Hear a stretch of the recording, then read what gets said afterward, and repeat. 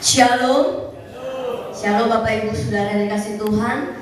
Kita mau mulai ibadah kita saat pagi hari ini. Saya undang Bapak Ibu Saudara yang dikasih Tuhan untuk bangkit berdiri.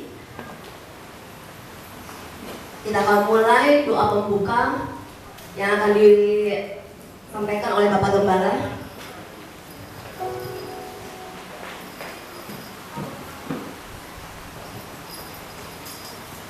Tuhan, mari Bapak Ibu kita bersatu hati. Bapa kami yang di surga, mengucap syukur. Kasih-Mu begitu melimpah bagi kami. Kami bersama-sama dengan saudara seiman ingin memuji Tuhan, menyembah Tuhan, mendengar firman Tuhan, memuliakan nama-Mu. Itulah ya Tuhan kerinduan hati kami. Tuhan, ampunilah pelanggaran kesalahan dosa kami, sucikan dan kuduskan kami ya Tuhan Yesus, sehingga kami dapat menyebut bahwa Tuhan Yesus adalah juru selamat kami satu-satunya. Kami berdoa bagi saudara-saudara kami yang tidak dapat hadir. Tuhan berkati ya Tuhan Yesus, Tuhan sembuhkan apabila mereka mengalami sakit penyakit. Terpujilah nama-Mu ya Tuhan Yesus. Syukur kami serahkan kebaktian ini dalam tangan pengasihan-Mu, dalam nama Bapa, Putra dan Roh Kudus, Allah yang Esa, Tuhan kita Yesus Kristus. Haleluya. Amin. Silakan duduk kembali Bapak Ibu Saudara yang dikasih Tuhan.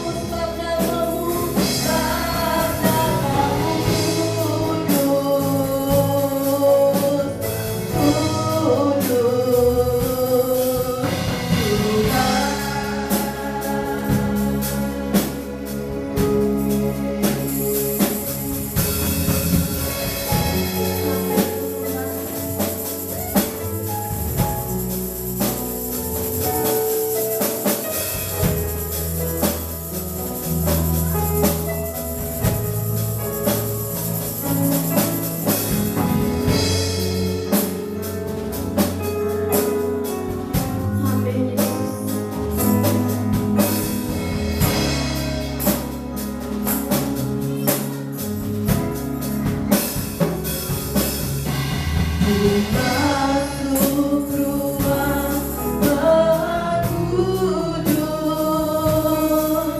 dengan darah anak domba.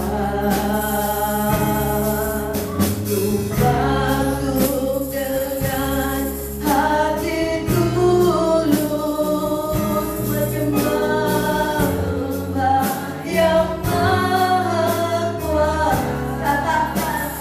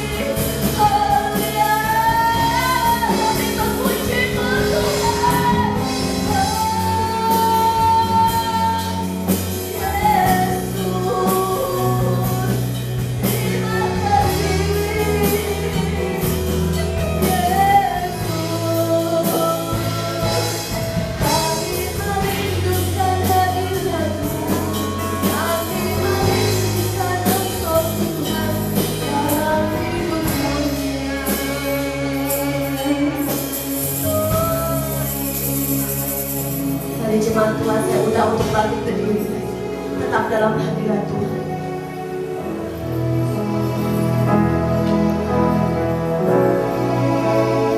Kudus, kuduslah, kuduslah Tuhan, Allah semesta alam. Kudus, kuduslah, kuduslah Tuhan, surga bumi menyembah. Kami menyembah Allah yang kudus. Kuduslah, kuduslah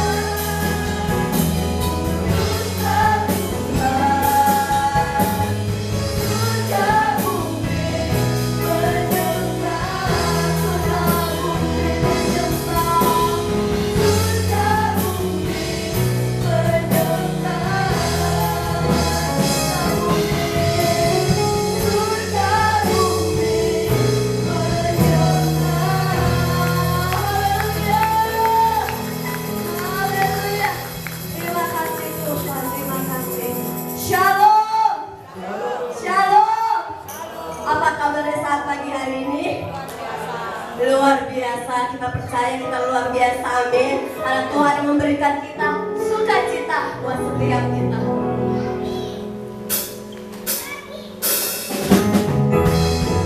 Yuk, Bapak Ibu Saudara yang kasih Tuhan, kita mau goyang ya.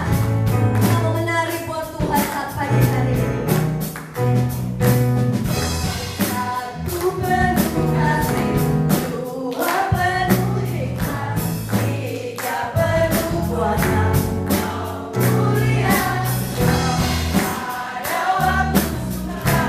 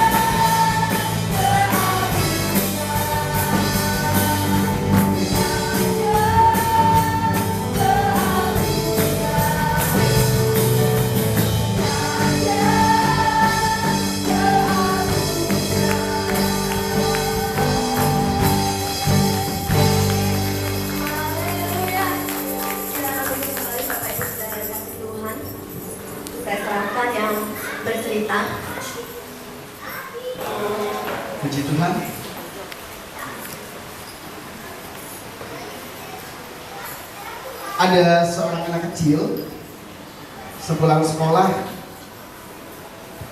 Anak kecil ini begitu antusias datang ke rumah, kemudian dia menemui ibunya. Ibunya lagi masak, sambil masak, kemudian ibunya sudah selesai masak, dia tanya, "Mah, asal usul kita tuh gimana sih Pak manusia nih Mah?" "Oh iya, yaudah yuk sini Mama jelasin sambil kita makan siang."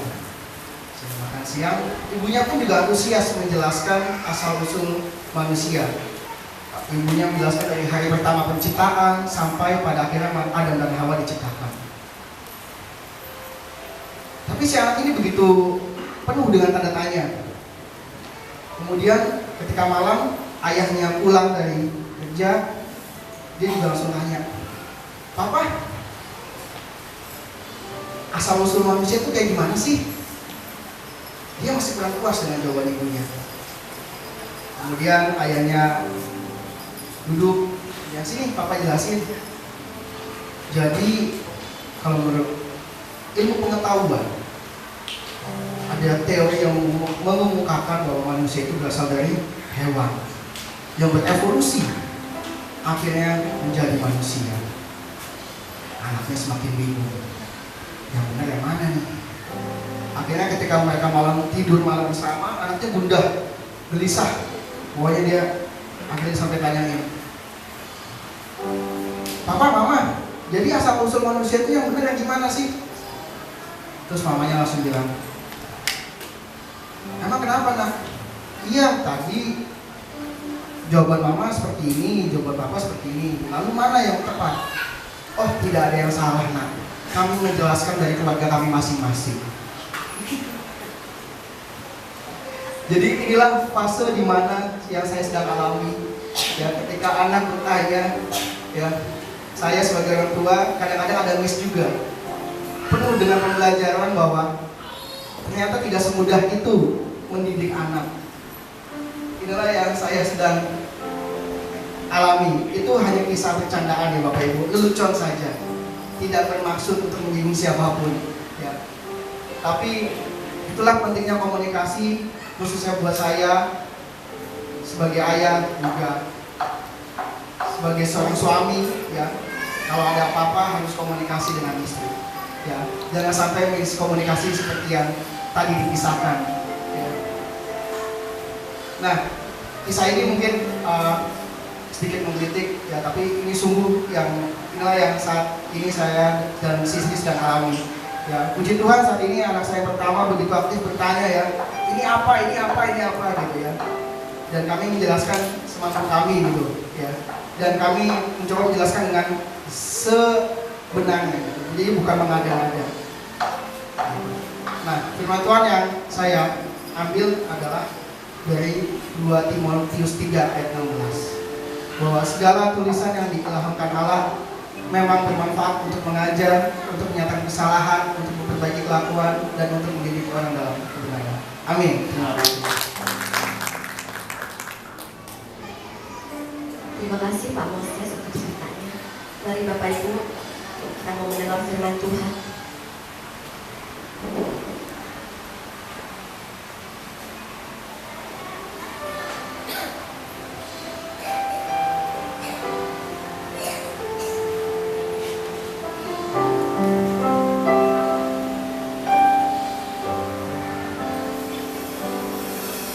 Rindu selalu bersamamu, tinggal di dalam kediaman-Mu, oh Tuhan, sebab ku sukai hadirat-Mu, tak ingin ku terpisahkan dekat dengan-Mu. Itu yang ku rindukan.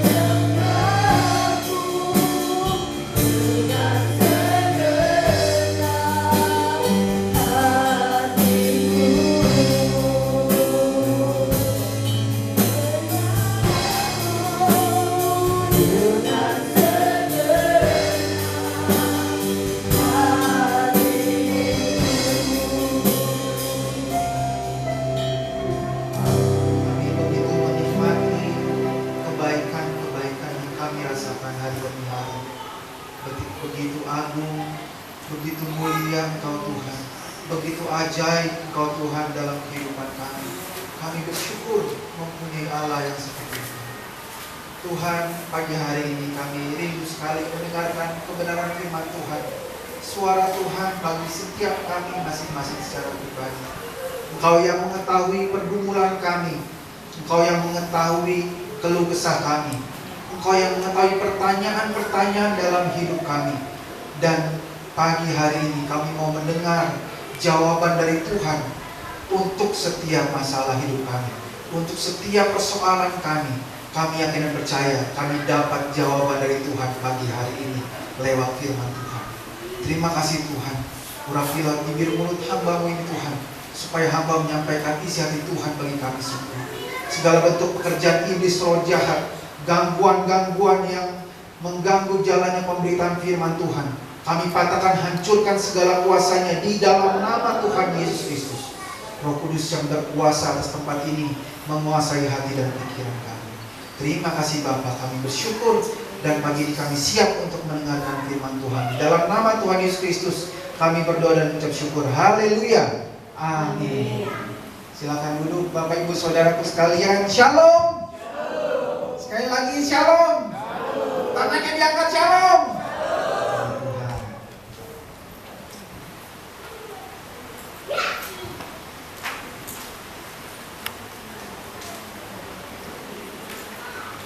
Baik, pagi hari ini saya mau membagikan firman Tuhan. Tema besarnya adalah tentang karakter. Bagaimana kita diubahkan karakter kita. Kita harus mengalami transformasi karakter kita. Kita nggak bisa hidup begitu-begitu aja, harus berubah.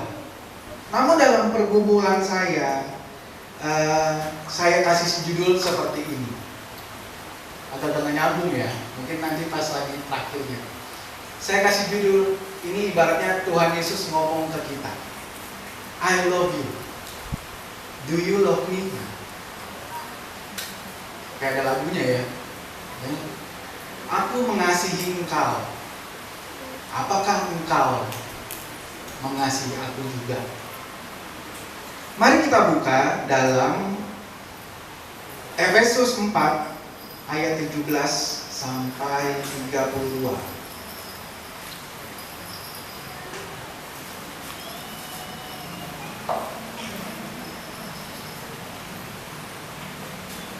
Saya berdoa Bapak Ibu Saudara sekalian bisa menerima firman Tuhan ini dengan lemah lembut, sehingga firman ini mengubahkan hidup kita. Seperti yang tadi cerita bilang 2 Timotius 3 ayat 16, segala tulisan yang dijalankan Allah memang bermanfaat untuk mengajar, mengatakan kesalahan, memperbaiki kelakuan, dan mendidik orang dalam kebenaran.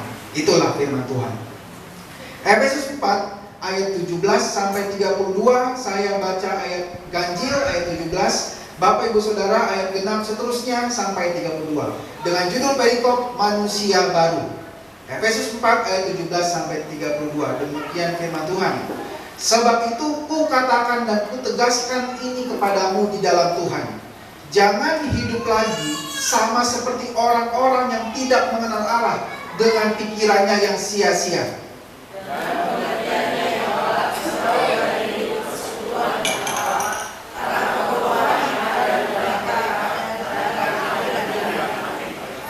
Perasaan mereka telah tumpul sehingga mereka menyerahkan diri kepada hawa nafsu dan mengerjakan dengan serakah segala macam kecemaran.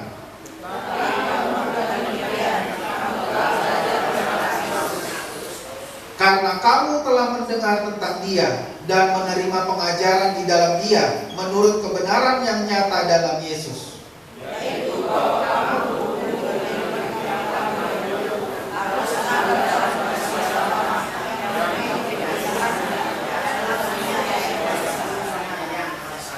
Supaya kamu dibaharui di dalam roh dan pikiranmu.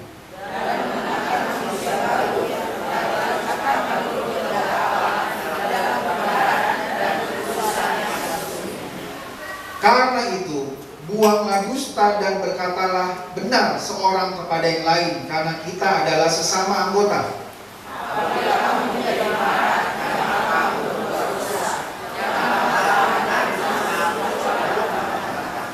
Dan janganlah beri kesempatan kepada iblis.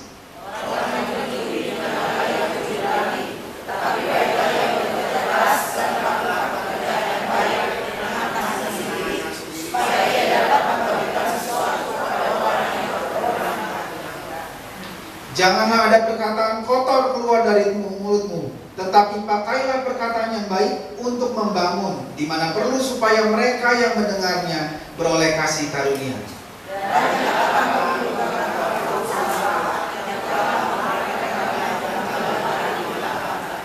Segala kepahitan, kegeraman, kemarahan, pertikaian, dan fitnah hendaklah dibuang dari antara kamu.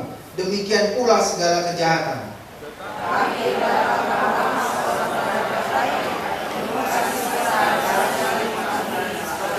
Sebagaimana Allah di dalam Kristus telah mengampuni kamu.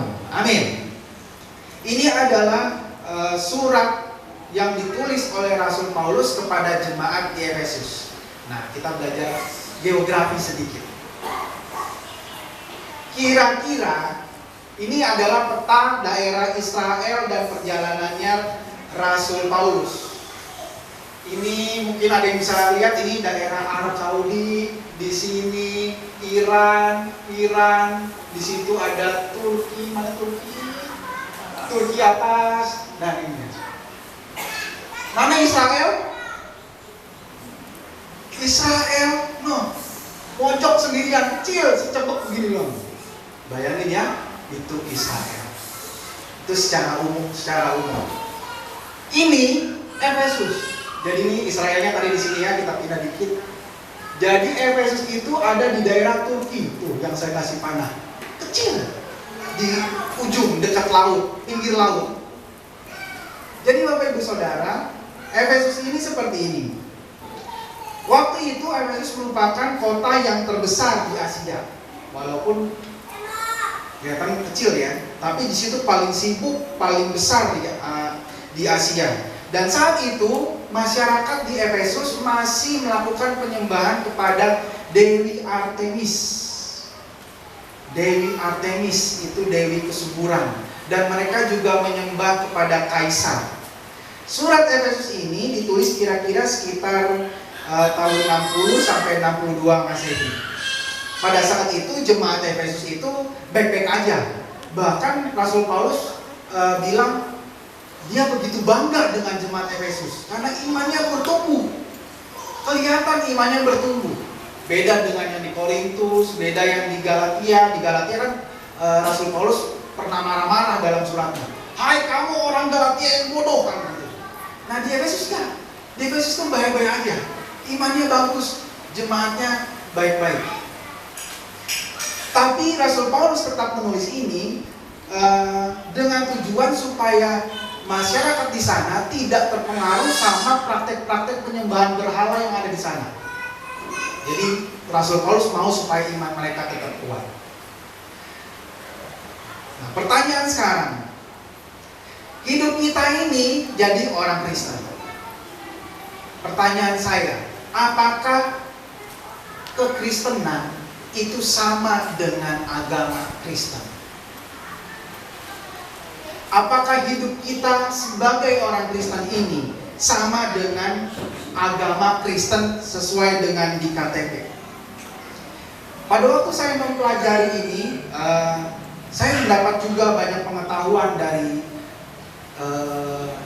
kursus Alkitab yang saya sedang ikuti, yang saya pernah share kepada Bapak Ibu Saudara di grup yang itu bagus sekali.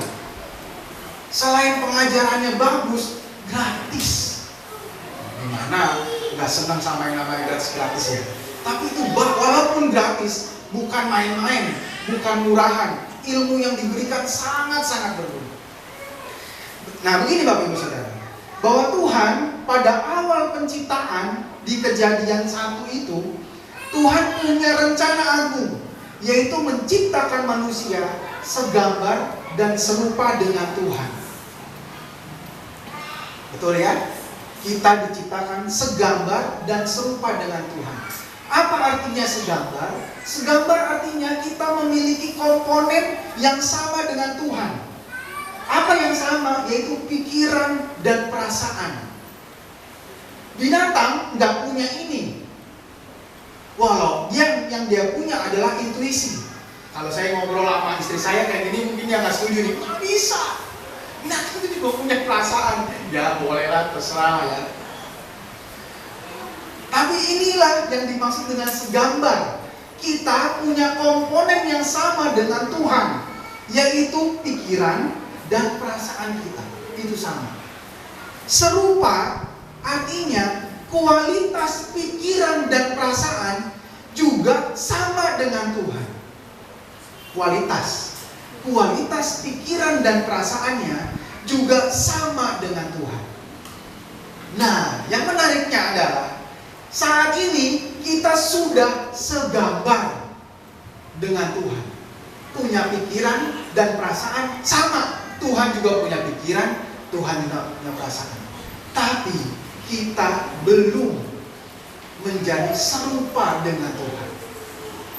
Artinya kita sedang berproses menuju serupa dengan Tuhan. Memiliki pikiran dan perasaan yang sama dengan Tuhan. Itu yang sedang kita jalani sekarang. Proses itulah yang namanya kekristenan. Jadi kekristenan adalah gaya hidup, perubahan hidup menuju serupa dengan Tuhan. Gaya hidup kita, jalan hidup kita, perubahan hidup kita yang menjadi pikirannya sama Tuhan, perasaannya sama dengan Tuhan, bisa mengerti pikiran Tuhan, bisa mengerti perasaannya Tuhan. Itulah yang namanya kekristenan. Nah pertanyaannya, bagaimana kekristenan kita sekarang? Apakah kekristenan cukup dengan mengaku percaya kepada Tuhan Yesus? Apakah kekristenan cukup dengan hanya dibaptis, belajar hidup baru dibaptis? Apakah kekristenan cukup dengan melayani di gereja, menjadi aktivis, menjadi pelayan, menjadi hamba Tuhan, menjadi pendeta? Apakah cukup seperti itu? Jadi kekristenan adalah suatu perjalanan hidup untuk menjadi serupa dengan Kristus. Merupakan suatu proses penyempurnaan karakter sampai serupa dengan Tuhan Yesus. Kekristenan yang sesungguhnya bukanlah agama, melainkan jalan hidup atau gaya hidup. Sebab di dalam kekristenan yang penting adalah perubahan karakter dari manusia berdosa menjadi manusia ilahi. Atau di Alkitab bilang manusia Allah, man of God. Itulah yang namanya kekristenan. Kita terus berproses sampai kita akhirnya dipanggil Tuhan. Jangan berhenti sampai titik ini. Nah, kembali ke Efesus 4 ayat 17 sampai 32 tadi. Apakah nasihat Paulus untuk jemaat di Efesus dalam rangka menghidupi kekristenan kekristenan ini. Kristen udah tahu artinya ya? Kristen artinya pengikut Kristus. Atau bahasa Yunani itu Kristianos. Artinya orang-orang yang ada hubungannya dengan Yesus. Orang-orang yang ada hubungannya dengan Kristus. Itu namanya Kristen. Ya. Jadi apa nasihat Paulus untuk jemaat di Efesus? Kita lihat mulai dari ayat 17.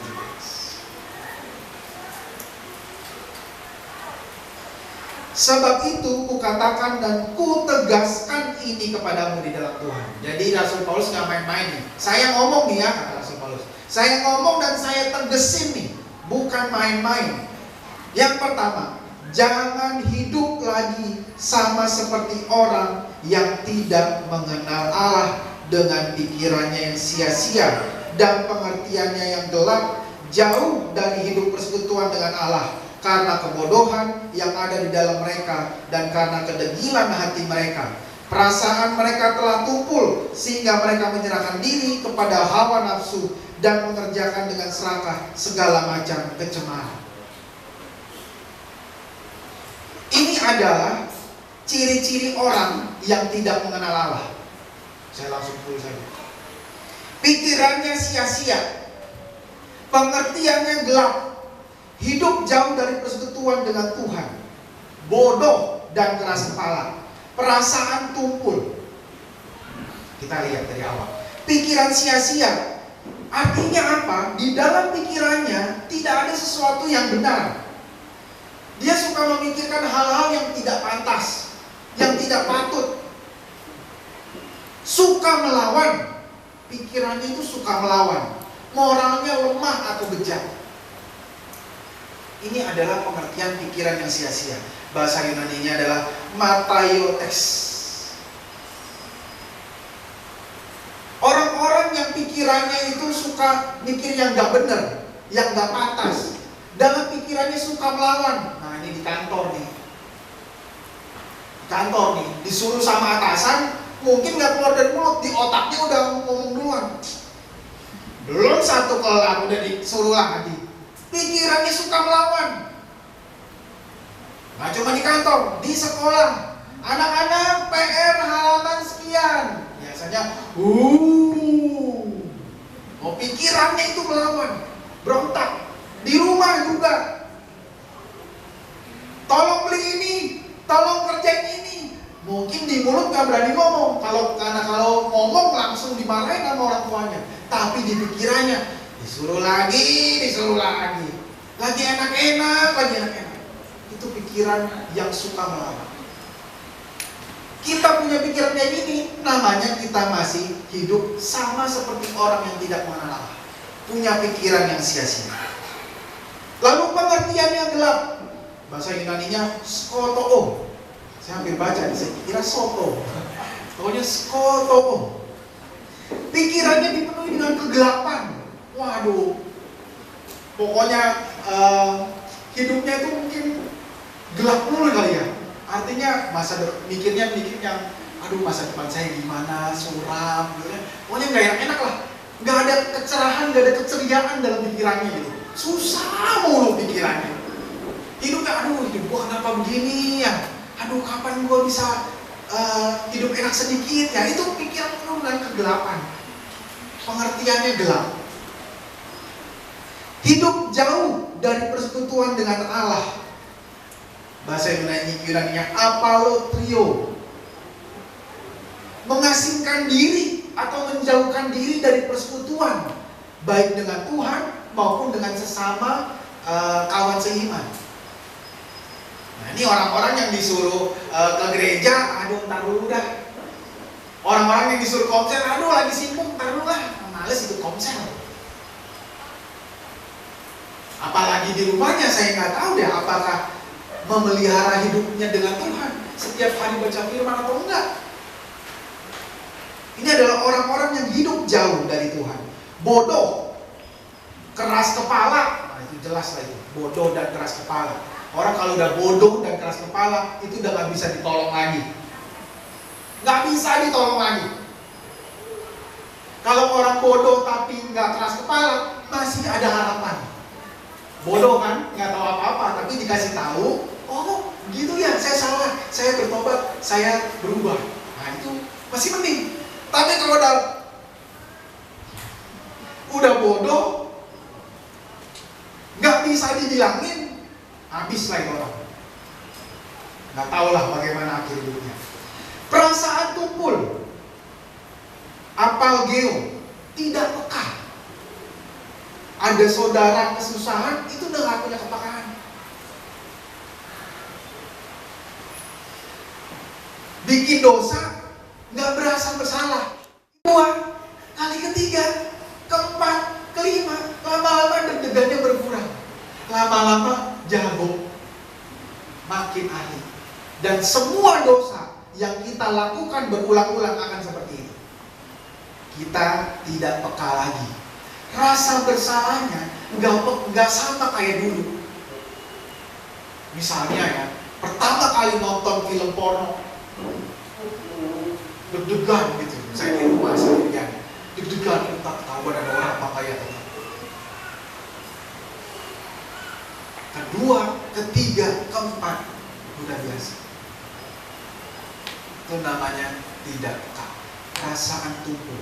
Ini adalah orang, ciri-ciri orang yang tidak mengenal Allah.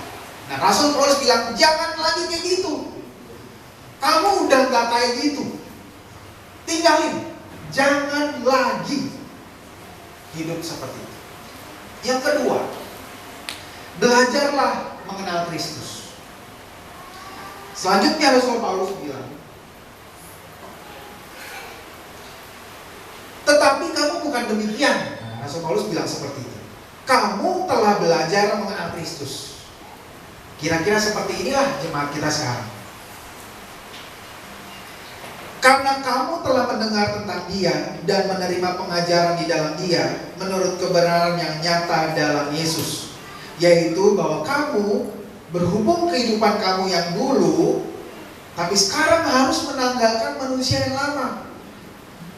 Manusia yang lama yang menemui kebinasaan oleh hawa nafsunya yang menyesatkan, supaya kamu dibaharui di dalam roh dan pikiranmu, dan mengenakan manusia baru yang telah diciptakan menurut kehendak Allah di dalam kebenaran dan kekudusan yang sesungguhnya. Tapi sekarang kita sudah mengenal Kristus. Dari mana kita mengenal Kristus? Dari kita mendengar dan menerima pengajaran lewat firman Tuhan. Kita tidak lagi seperti orang yang tidak mengenal Allah kan? Amin? Amin. Sekarang kita sudah belajar mengenal Kristus.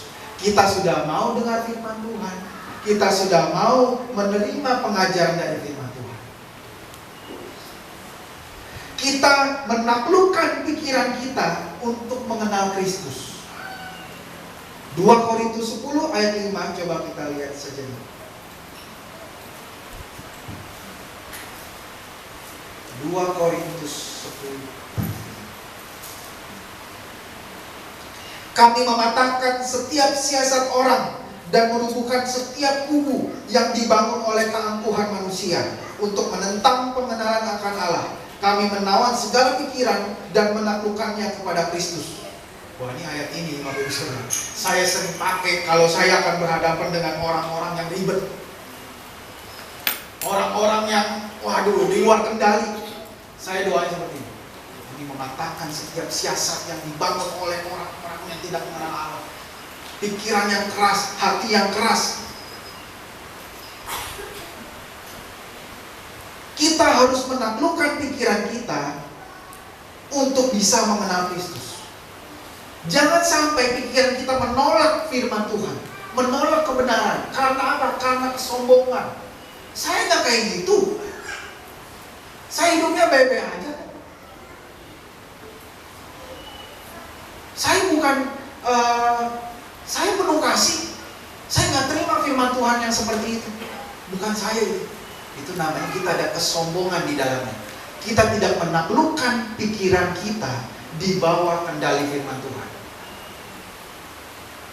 Jadi Bapak Ibu bertobat, kalau kita setiap kali dengar firman Tuhan dan kita merasa itu bukan buat saya, Itu buat suami saya, itu buat istri saya, itu buat anak saya.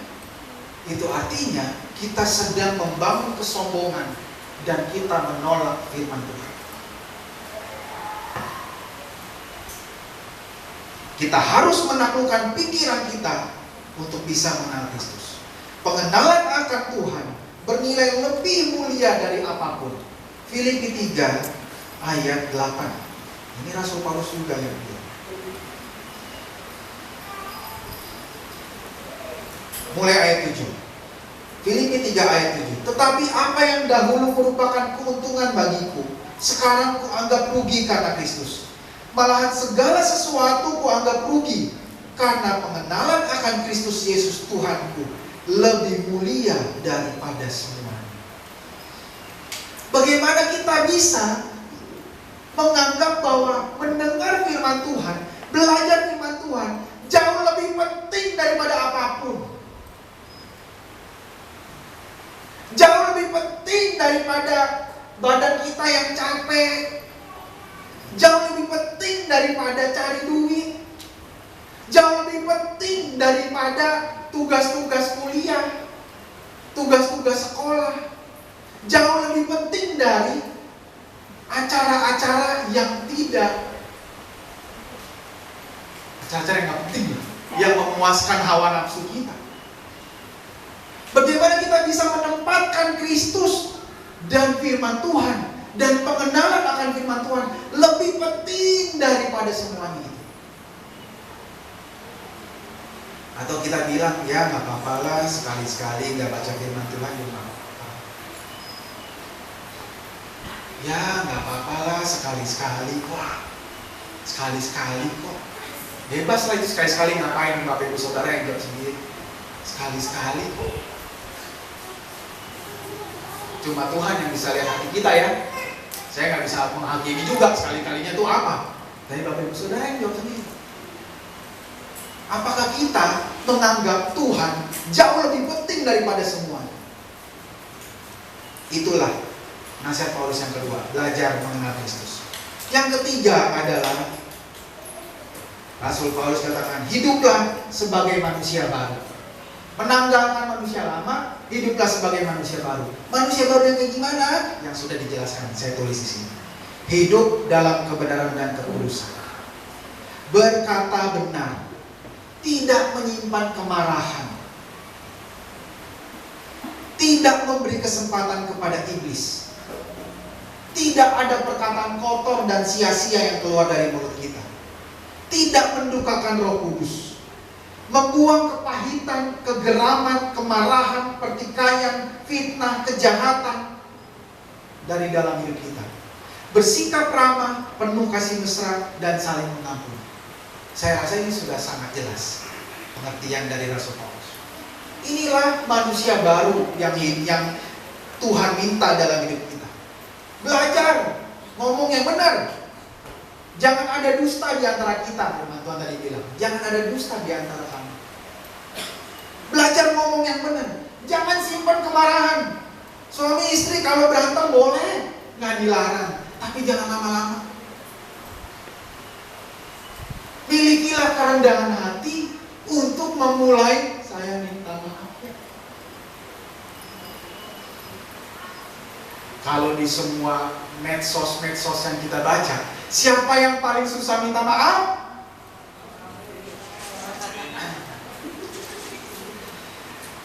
Siapa yang paling susah minta maaf? Suami atau istri? Yang suaranya paling gede tadi laki atau perempuan?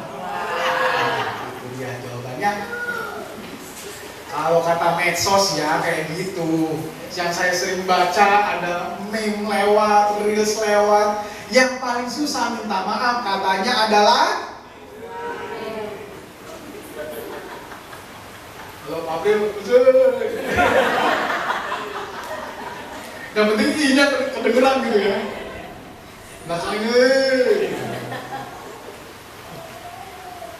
Katanya seperti itu. Ya entah siapapun yang paling susah minta maaf. Tapi ketika kita minta maaf, itu namanya kita ada kerendahan hati. Kita nggak mau begini berlangsung terus menerus belajar.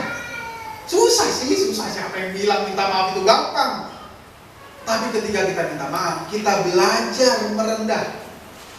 Jadi Bapak Ibu Saudara, ini saya bilang, siapapun itu, mau suami atau istri, mau cowok atau cewek yang lagi pacaran, kalau ada yang susah minta maaf, mohon maaf, dia itu orang sombong. Sombong. Saya bilang, susah minta maaf, orang sombong, dikira bagus kali kayak gitu. Harga diri gua sebagai suami kah, sebagai istri kah, kalau saya minta maaf, harga diri gua diinjak-injak. Walaupun manusia diinjak-injak, tapi Tuhan yang angkat. Saudara, lebih penting diinjak-injak manusia apa Tuhan yang angkat? Jangan menyimpan kemarahan. Jangan beri kesempatan kepada iblis. Kesempatan itu diartikan jangan beri tempat pada iblis. Sedikit pun jangan buka celah buat iblis. Sedikit pun jangan buka celah. Jangan kasih kesempatan buat iblis. Jangan ada perkataan kotor. Jangan mendukakan Roh Kudus. Buanglah kepahitan, pahit, kegeraman, marah, sakit hati, pertikaian. Pertikaian nih berantem gitu. Saudara sesama saudara kandung berantem mulu, nggak akur. Bertobat kayak gini. Fitnah, kejahatan. Tapi sebaliknya harus ramah, penuh kasih mesra dan saling mengampuni. Sama lagi saling mengampuni. Susah. Udah mau minta maaf, tapi yang sebelah situ nggak mau maafin. Kalau gua maafin, nanti dia pulang lagi, aduh, gua kayak diinjak-injak. Seperti membuang mutiara kepada babi. Itu buat firman Tuhan. Membuang mutiara kepada babi itu, mutiara itu firman Tuhan. Bukan rasa mengampuni, bukan sikap mengampuni, bukan. Ya, Bapak Ibu Saudara, hiduplah sebagai manusia baru. Kalau ini tidak kita kerjakan, berarti kembali ke nomor 1. Kita sama seperti orang-orang yang tidak mengenal Allah. Nah, Bapak Ibu Saudara, dalam penggalian saya akan firman Tuhan ini, saya menemukan sesuatu hal yang menarik, tapi sekaligus menyayat hati. Saya kira firman Tuhan yang saya renungkan ini senang gitu ya, tapi ternyata ada sesuatu yang menyedihkan, yaitu seperti ini. Ini adalah gambar gereja Efesus zaman now, zaman sekarang. Jadi kalau tadi latar belakangnya Efesus berisi jemaat-jemaat Tuhan yang setia, yang mulai bertumbuh, yang imannya bagus, yang dipuji oleh Rasul Paulus. Sekarang begini kondisinya, udah jadi reruntuhan. Nggak ada lagi gereja Efesus yang zaman dulu itu.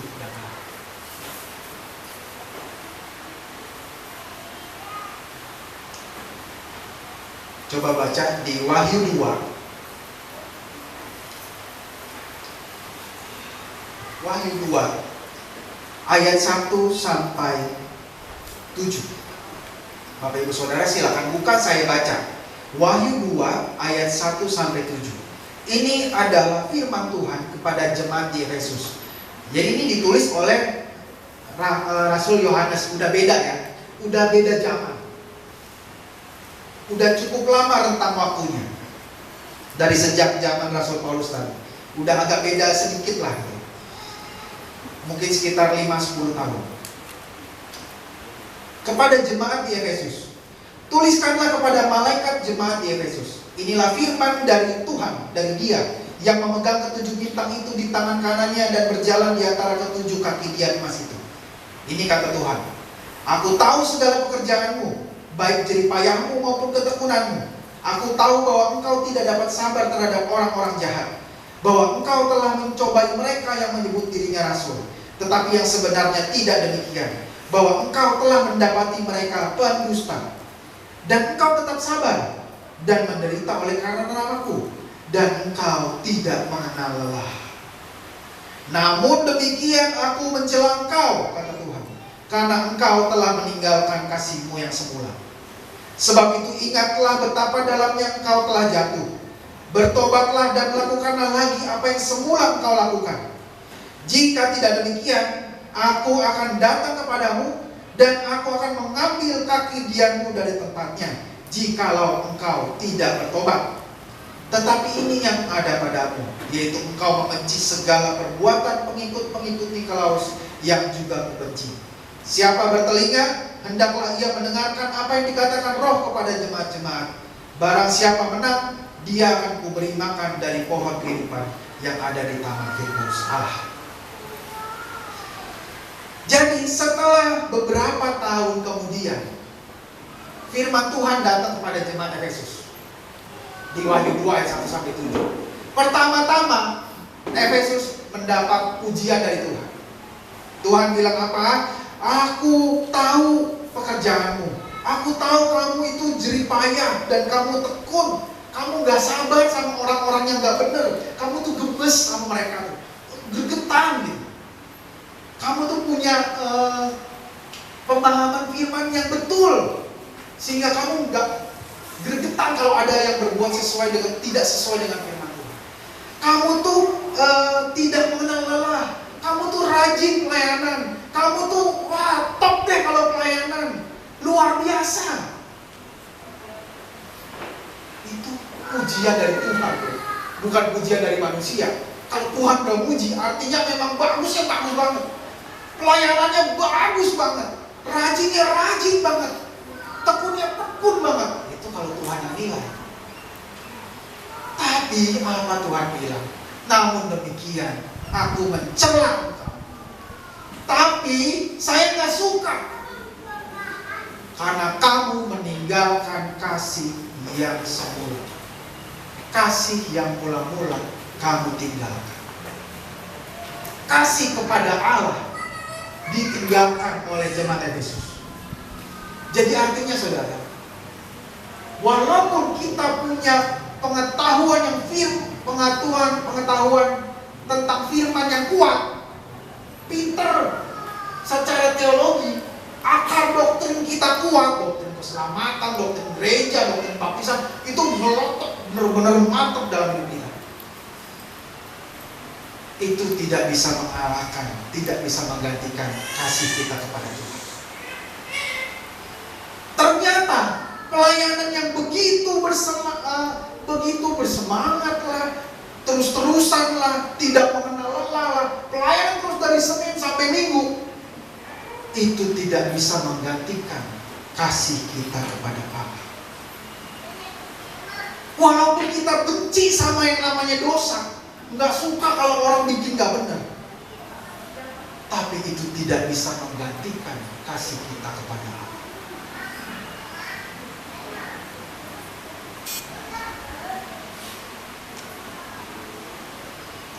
Saya kasih beberapa catatan mengenai kasih mula-mula. Orang Kristen yang sejati, orang Kristen sejati, pengikut Kristus yang sejati, ini harus digarisbawahi ya, pasti pernah merasakan dan mengalami kasih mula-mula, di mana kasih pada Allah waktu itu berkobar-kobar, kecintaan kepada Tuhan berkobar-kobar. Kayak lagi pacaran itu, aduh, cinta banget sama dia, rasanya itu menggebu-gebu. Orang Kristen sejati, pengikut Kristus sejati, pasti pernah merasakan ini. Kalau Bapak Ibu Saudara tidak pernah merasakan ini, kasih kepada Allah begitu bersemangat, berkobar-kobar, rasanya pengen baca firman terus, rasanya pengen ke gereja terus, rasanya kalau melayani apapun saya juga mau. Kalau Bapak Ibu Saudara tidak pernah merasakan ini, mohon maaf Bapak Ibu Saudara, tidak pernah jadi Kristen sejati. Tidak pernah jadi pengikut Kristus sejati.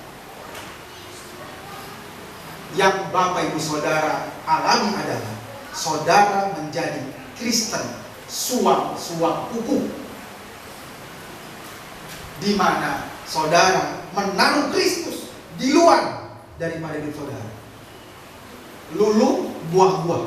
Walaupun saya udah dibaptis, jadi orang Kristen dibaptis, tapi semaunya saya.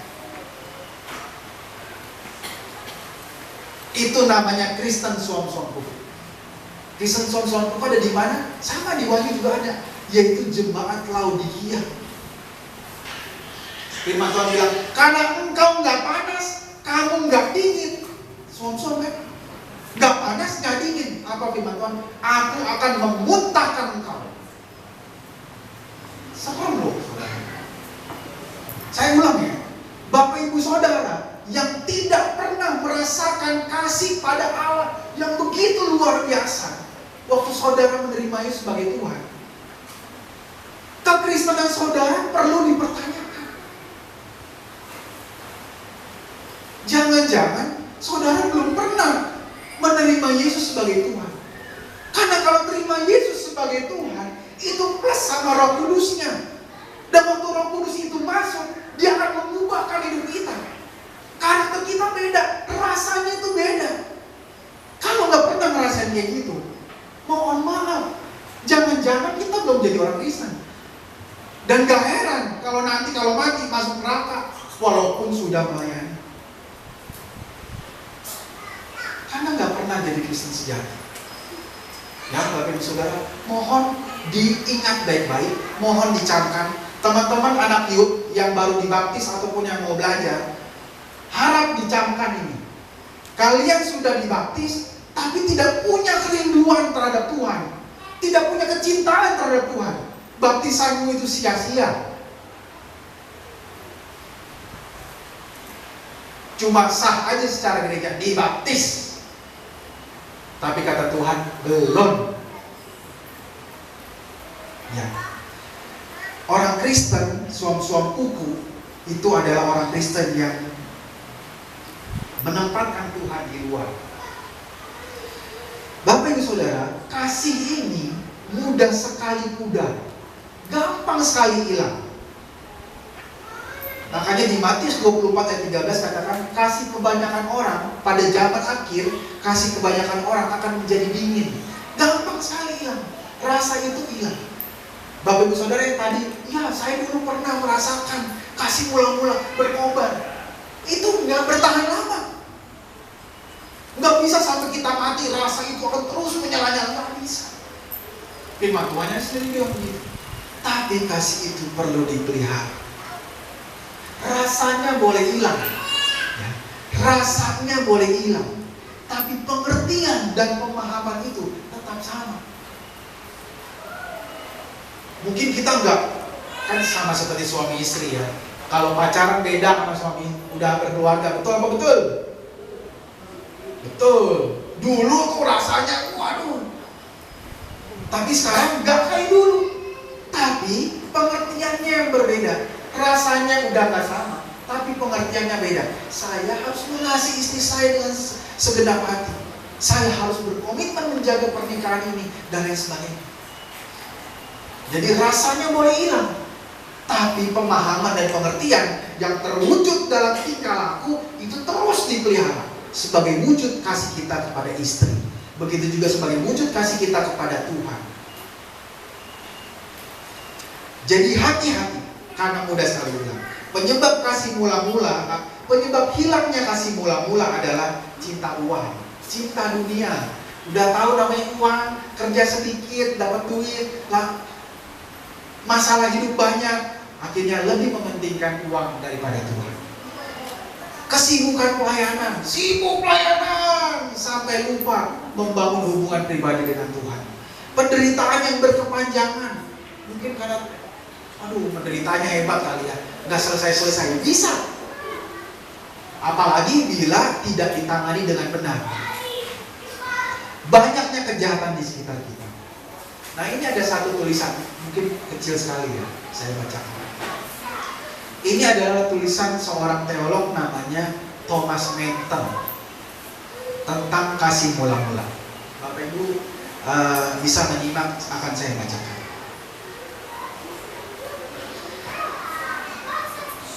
Ketika kita mengasihi, di sana akan ada perenungan tentang objek yang dikasihi. Kita akan memikirkan tentang siapa yang kita kasih.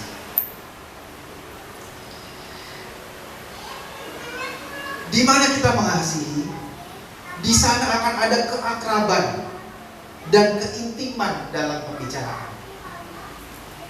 Waktu kita mengasihi Tuhan, ada suasana akrab dan intim berbicara dengan Tuhan. Tidak ada satu hari pun akan berlalu tanpa berbicara dengan Allah untuk meminta pertolongannya atau untuk meminta nasihatnya.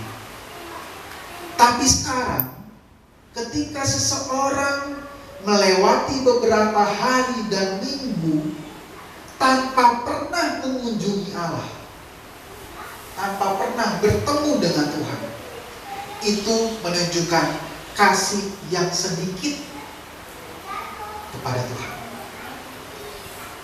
Juga ketika kita tidak peduli dalam memuliakan Allah, ketika tidak ada perencanaan dan usaha bagaimana supaya kita berguna untuk Tuhan, dalam pikirannya tuh nggak mikir, kira-kira saya mau bikin apa buat Tuhan, kira-kira saya bisa berguna apa dalam pelayanannya. Itu nggak ada pikiran terlintas seperti itu. Ketika kita tidak berkabung atas dosa-dosa kita, ketika kita tidak peka terhadap pelanggaran-pelanggaran yang kita buat, ketika kita tidak mempunyai hati yang hancur, ketika kita tidak berusaha menghindari semua kesempatan untuk menyakiti Allah. Kira-kira kalau saya bikin begini, saya bakal menyakiti hati Tuhan. Ini tidak sesuai dengan firman Tuhan. Itu nggak kepikiran. Pikiran kayak gitu nggak ada dalam hatinya. Dalam otaknya nggak ada pemikiran kayak gitu. Ketika kita tidak berjaga-jaga dan kita tidak bersemangat seperti biasanya, dan ketika kita tidak bangkit untuk melawan pencobaan, dan ketika kita tidak melawan pikiran daging kita, itu artinya kasih pada Allah, kasih mula-mula itu meredup, mengecil, dan menghilang. Jelas bahwa ketika rasa kewajiban kita pada Kristus itu hangat atau panas atau membara dalam hidup kita, ketika cinta akan Tuhan itu begitu membara dalam hati kita, dosa tidak mudah lolos. Karena kasih kepada Allah tidak mengizinkan dosa itu hidup dan bertindak di dalam hati kita. Waktu kita berkobar-kobar cinta kita pada Tuhan, nggak gampang kita bikin dosa. Karena kita tidak mau menyakiti hati Tuhan.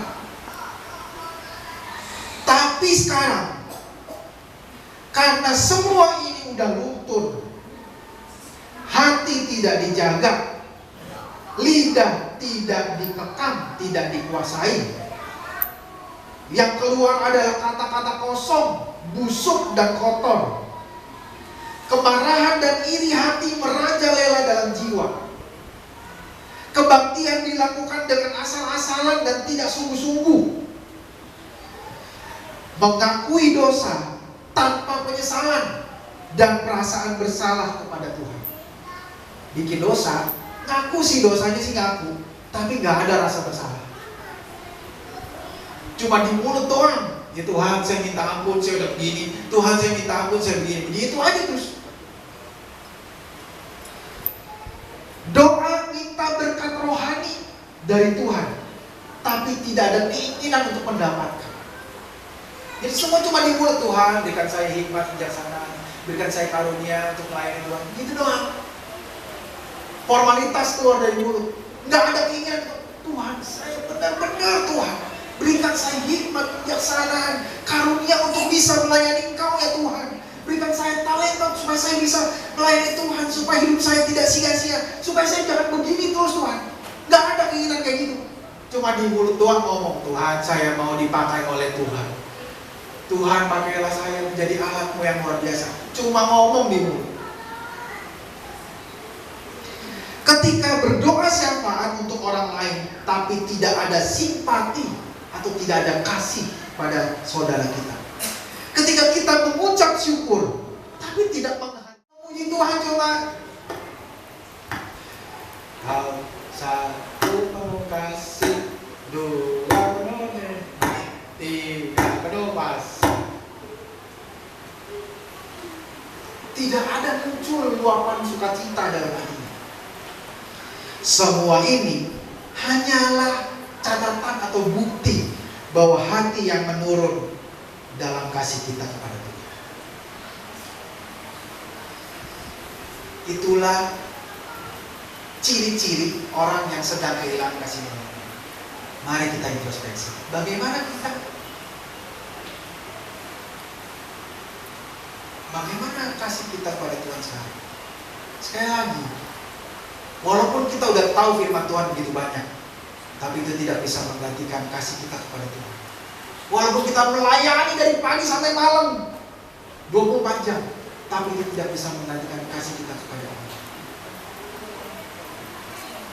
Tuhan membutuhkan hubungan yang pribadi, yang dekat dengan Tuhan. Komunikasi intim dengan Tuhan, itu yang Tuhan mau. Jangan kayak Maria dan Marta. Marta sibuk melayani. Tapi Tuhan bilang apa? Marta, Marta, mola. Kamu sibuk melayani, tapi kamu lupa untuk memelihara hubungan pribadi dengan Tuhan. Saya kasih nama saya aja ya. Bagaimana kita sekarang? Firman Tuhan katakan, apa yang harus kita lakukan agar kasih yang itu, semula itu, kembali lagi pada kita, tidak berkurang atau tidak hilang. Firman Tuhan bilang, teruslah bertumbuh secara rohani. Jangan cepat puas. Jangan cepat puas dengan apa yang sekarang kita punya, yang kita miliki, yang kita kerjain sekarang. Saya udah melayani, saya udah berkhotbah, saya udah main musik, saya udah pelayanan dan lain sebagainya. Cukup. Udah ya Tuhan ya, saya udah melayani Tuhan nih. Saya udah melayani Tuhan nih, 1, 2 pelayan. Udah ya, cukup Tuhan. Jangan minta apa-apa lagi lebih banyak dari saya. Cukup.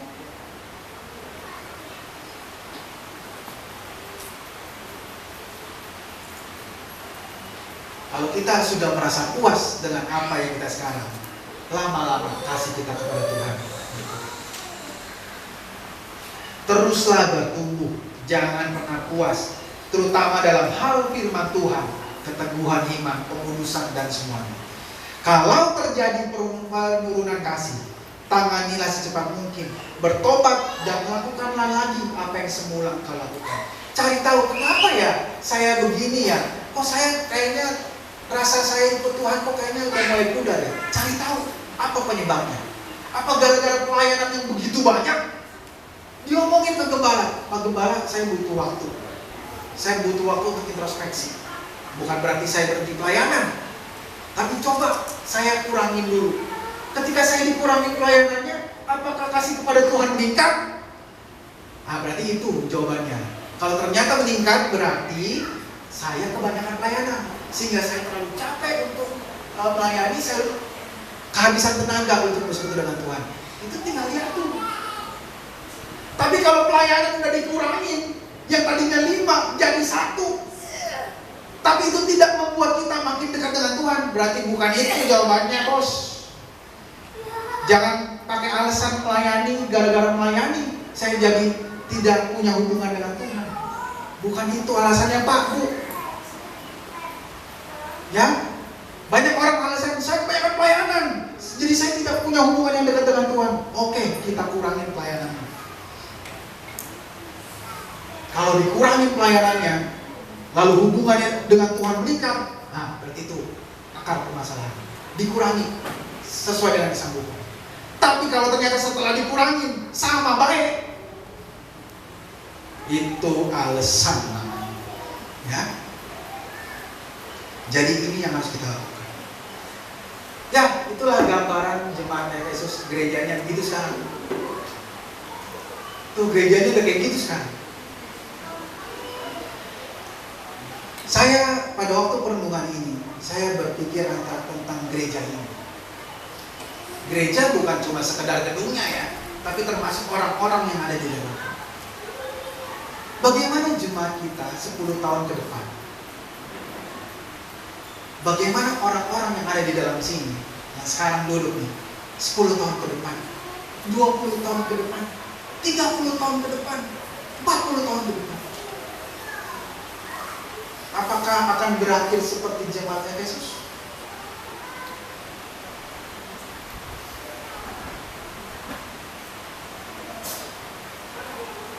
Gereja memang cuma sekedar bangunan ya. Gereja ini boleh hancur, boleh aja. Tapi orang-orang yang di dalamnya, apakah akan berakhir seperti jemaat Efesus? Ini Efesus ini tempatnya di Turki. Di Turki orang Kristen cuma sedikit. Kalau kita tur ke Israel, ke Turki, baru kita lihat begitu. Apakah kita akan berakhir, jemaat GBI Karachi Baru akan berakhir seperti jemaat di Efesus? Itu yang harus kita tanyakan kepada diri kita masing-masing. Jemaat Efesus awalnya sangat mengasihi Tuhan, tapi mereka lupa kasih mereka kepada Tuhan. Mereka meninggalkan kasih yang semula.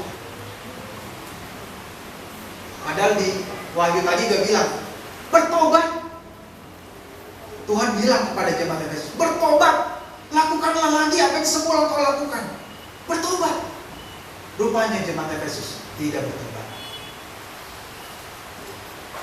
Akhirnya hilang jemaat tersebut.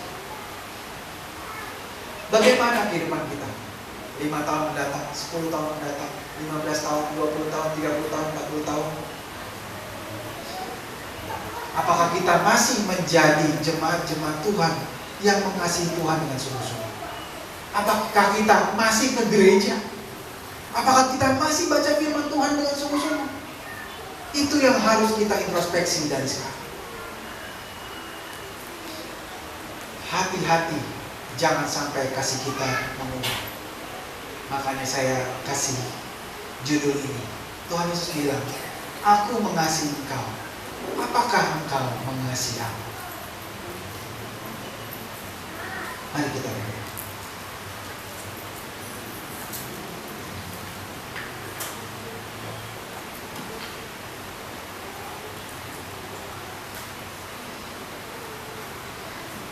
Kami bersyukur Tuhan berbicara bagi setiap kami masing-masing. Tuhan tolong kami minta ampun bila kami kehilangan kasih yang semula.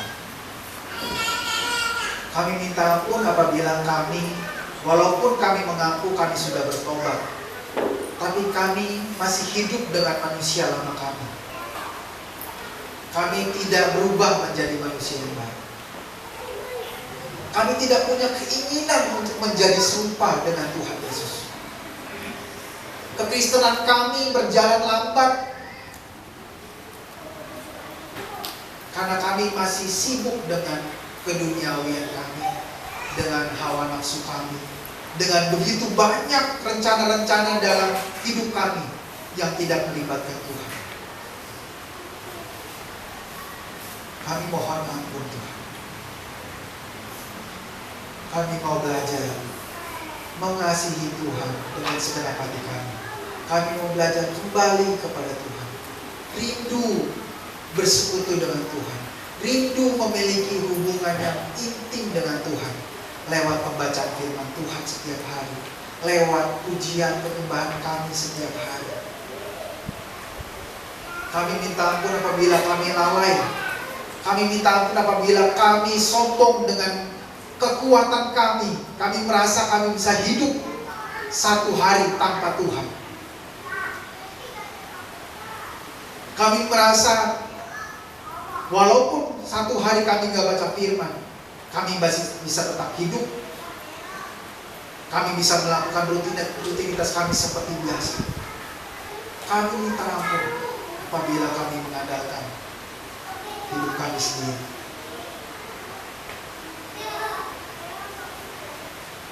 Saya ajak Bapak Ibu Saudara angkat satu pujian.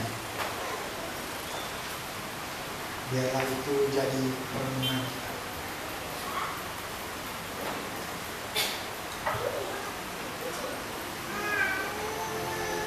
Aku mengasihi Engkau Yesus dengan segenap hatiku.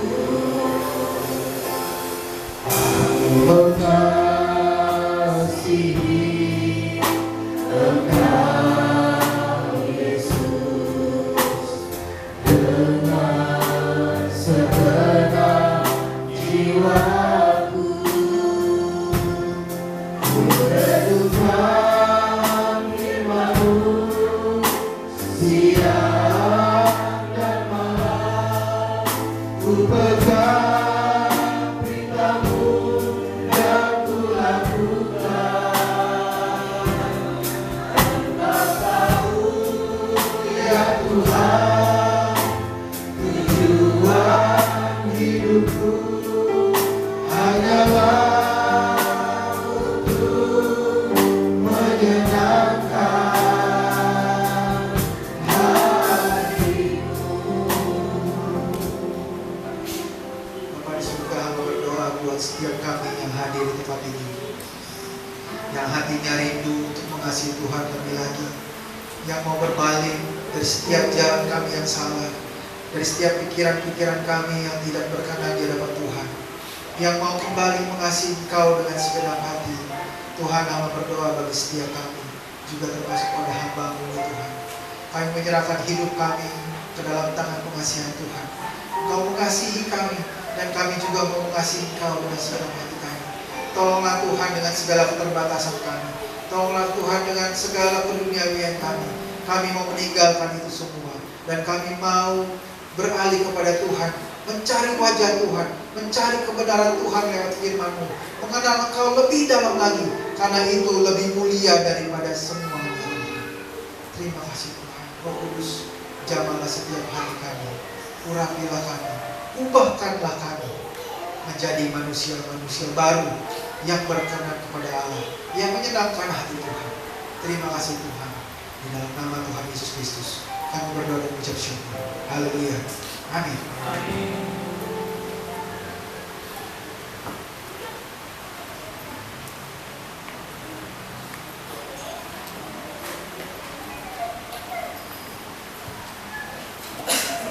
Kami mengucapkan terima kasih kepada hamba-Nya Bapak Molan atas firman Tuhan yang dibagikan pada saat pagi hari ini. Kiranya Tuhan memberkati baik dalam pekerjaan, pelayanan, keluarga, dan biarlah pemakaian Tuhan menjadi luar biasa atas hidup Bapak Molan dan keluarga. Mari Bapak Ibu Saudara, kita mau siapkan persembahan kita, Bapak Ibu. Persembahan kita ada dua ya Bapak Ibu. Yang pertama adalah yang merah. Yang merah ini adalah Bapak Ibu persembahan untuk dana kas kita ya. Dana kas kita itu untuk biaya operasional gereja di tempat ini. Lalu yang kedua Bapak Ibu ada yang warna seperti ini.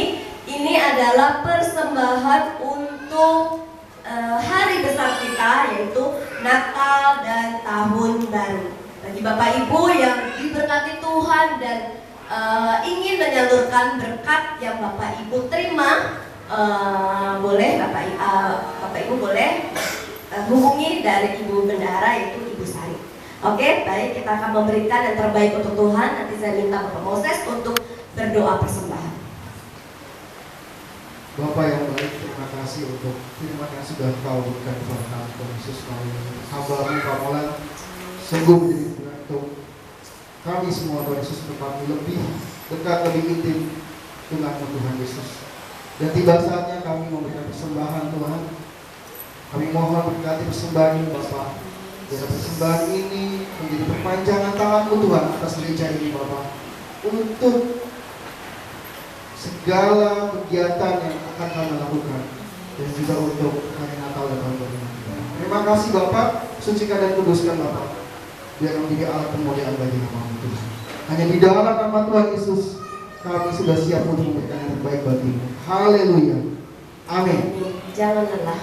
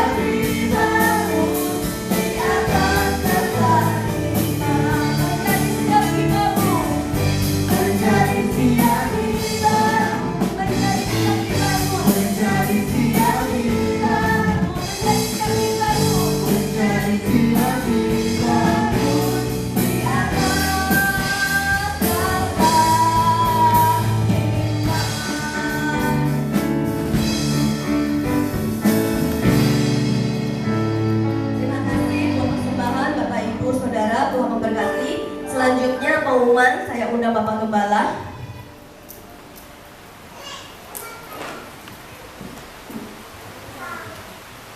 Baik, puji Tuhan, terima kasih Bu Desi yang memimpin kita puji-pujian dan Bapak Molan yang telah firman Tuhan. Sangat menyenangkan, kita dapat di booster ya, dikasih power lagi ya, supaya overpower ya, OP kita dalam melayani Tuhan, dalam mengikut Tuhan Yesus ya. Pakai kata-kata anak sekarang ya, OP, overpower ya, mantap. Puji Tuhan. Bapak Ibu, yang pertama saya mengucap syukur.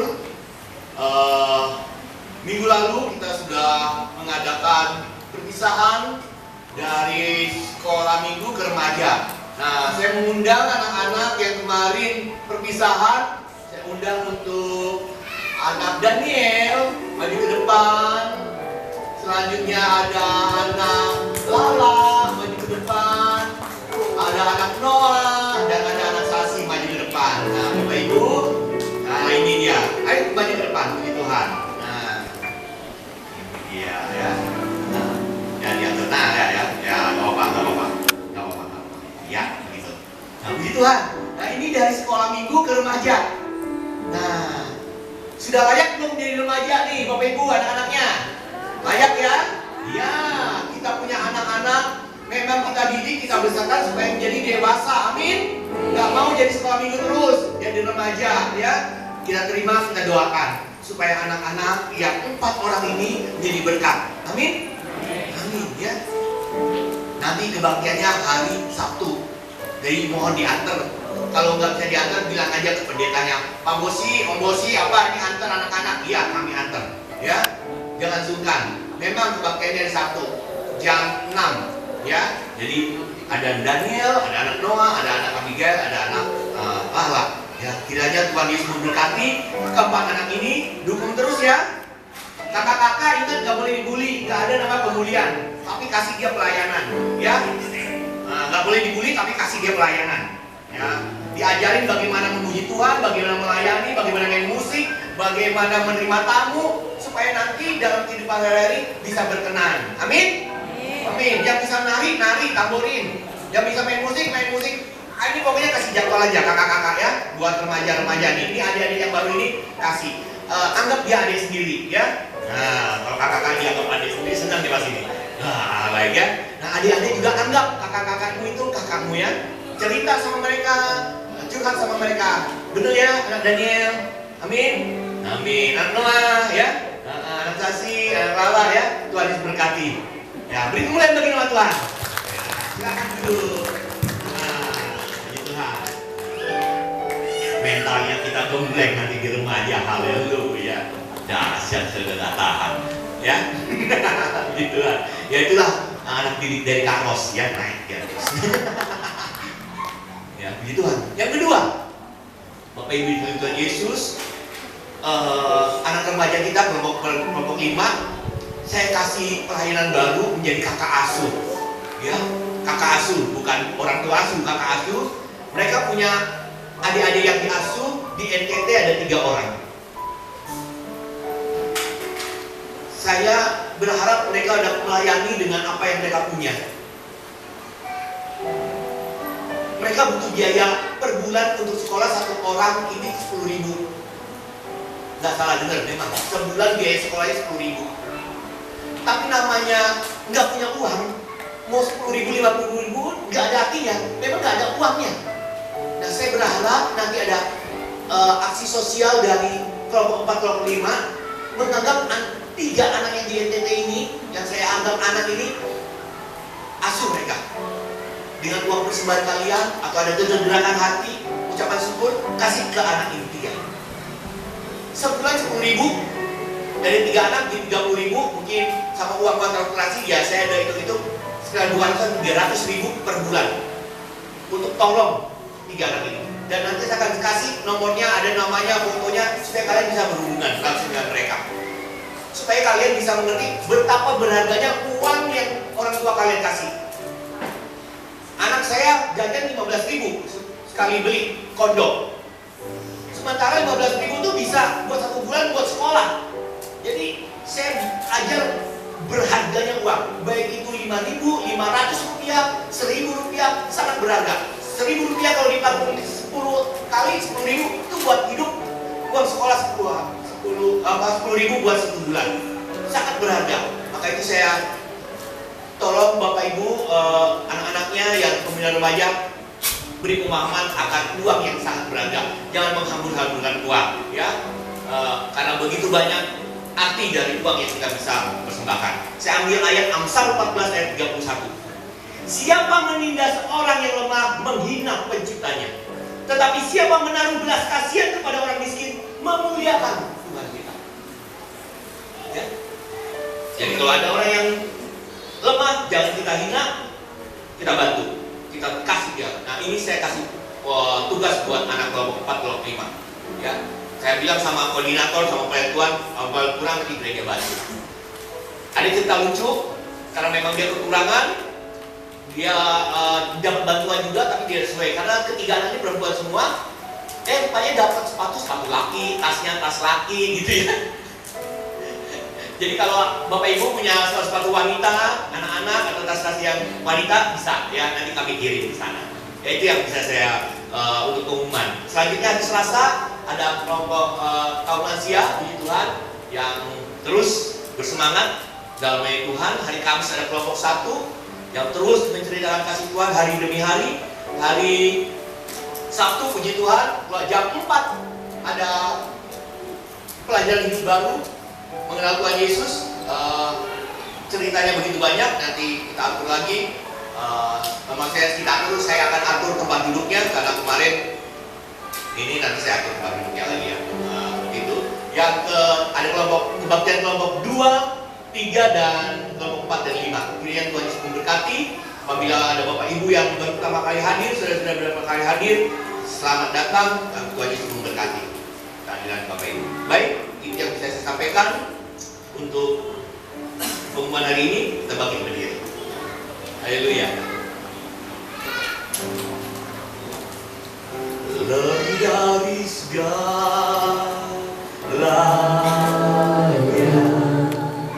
ku rindu Kau Tuhan. Mas perak dan permata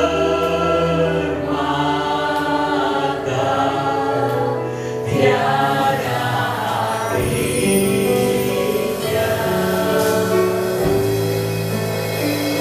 Ingin kami dekat,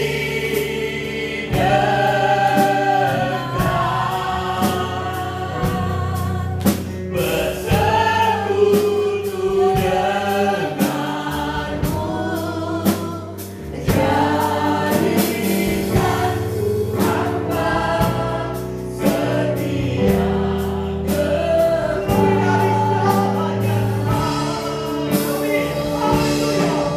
kepada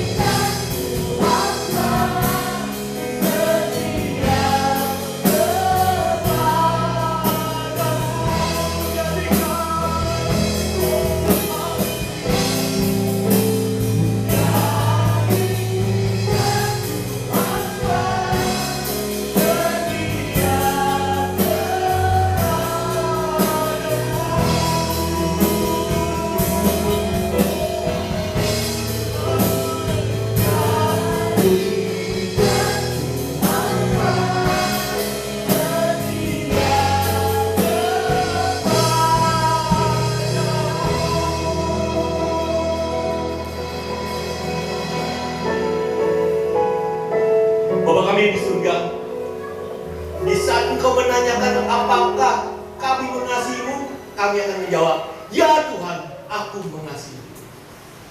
Kau dengar, Engkau lihat dari segala perkataan dan tingkah laku kami dan perbuatan kami, bahwa kami hanya mengasihi Kau Tuhan Yesus. Terima kasih atas kebenaran firman-Mu yang membuat kami makin mencintai-Mu lagi. Yang dahulu pernah kami rasakan, dan kami akan merasakannya kembali. Karena Roh Kudus selalu memperbarui kami hari lepas hari. Terima kasih Tuhan, berkati Bapak Molan dalam pelayanannya, dalam pekerjaannya, dan rumah tangga yang dipimpinnya. Kami mengucap syukur atas pelayanan Tuhan pada pagi hari ini. Song leader, singer, pemain tambori, operator LCD, ya Tuhan Yesus, syukur Tuhan, nama Tuhan dimuliakan. Dan kami jemaat Tuhan yang memang menaruh hati kami untuk saat ini, yang rindu benar-benar, kami mengucap syukur. Dan kami akan bawa pulang ke rumah masing-masing. Mari kita mengangkat tangan kita. Kita bersama-sama menyatakan bahwa berkat Tuhan yang asalnya dari Tuhan saja yang mulia. Dia yang mencipta langit dan bumi. Dialah sumber segala sumber. Sumber berkat kami, sumber kemuliaan kami, sumber damai sejahtera kami. Kita minta kepada Dia. Tuhan Yesus memberkati kita dan melindungi kita. Tuhan Yesus menyinari kita dengan wajahnya dan memberi kita kasih karunia. Tuhan menghadapkan wajahnya kepada kita dan memberi kita damai sejahtera. Bapa kami yang di surga, berkatilah usaha kami, pekerjaan kami, dan pendidikan kami. Ya Tuhan Yesus Kristus, pimpinlah jalan hidup kami kemanapun kami pergi, karena gadamu dan tongkatmu itulah yang menghibur kami. Ya Roh Kudus yang penghibur, yang penguat kami, wujudkanlah segala ide-ide yang ada dalam pemikiran kami menurut kemuliaan-Mu saja. Berkat Abraham, Ishak dan Yakub ada pada kita. Tutur kata kita dan tingkah laku kita mencerminkan firman Tuhan dan membawa jiwa-jiwa untuk memuliakan nama Tuhan. Yang percaya menerima berkat, mari kita sama-sama katakan amin.